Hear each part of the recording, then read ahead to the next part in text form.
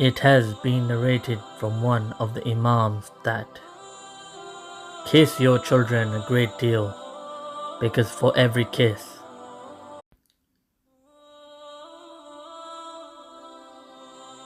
It has been narrated from one of the Imams that kiss your children a great deal, because for every kiss you will be granted a divine heavenly rank which would otherwise take 500 years to achieve.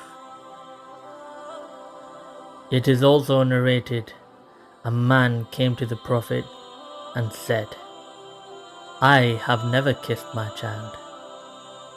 The Holy Prophet replied, "Surely a man like this will be a resident of the fire of hell."